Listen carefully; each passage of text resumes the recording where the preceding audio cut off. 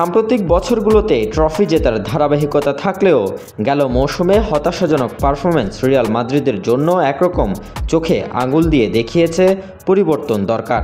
বিশেষ করে ক্লাব বিশ্বকাপের সেমিফাইনালে পিএসজির বিপক্ষে হারের পর থেকেই ক্লাবটি বুঝতে পেরেছে বদল চাই কেবল খেলোয়াড় নয়, সার্বিক সিস্টেমেই।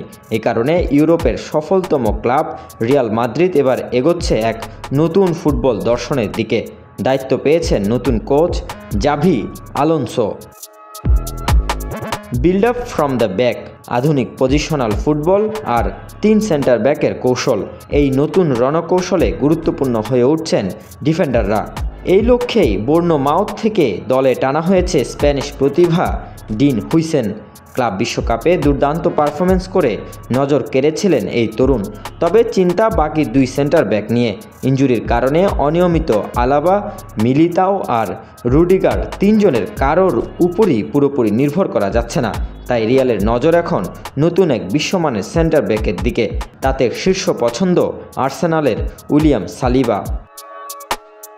তবে আর্সেনাল তাকে ছাড়তে একেবারেই নারাজ।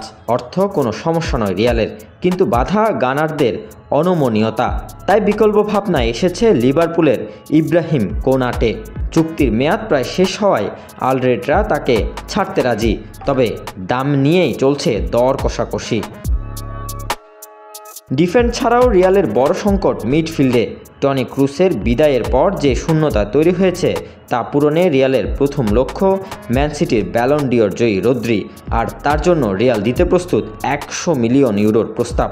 এছাড়াও তালিকায় রয়েছে আরও কিছু নাম: চেলসির এনজো ফার্নান্দেস, ইন্টারের বারেল্লা, লিভারপুলের ম্যাক আলিস্টার। নতুন কোচ, নতুন দর্শন, নতুন দল গঠন, সব কিছু মিলিয়ে এক নতুন রিয়াল মাদ্রিদ গড়ে তুলতে চাইছে লস ব্লাঙ্কোসরা।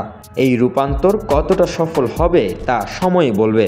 তবে একটাই কথা, 2025-26 মৌসুমে রিয়ালের ম্যাচগুলো হবে আগের যে কোনো সময়ের চেয়ে আলাদা।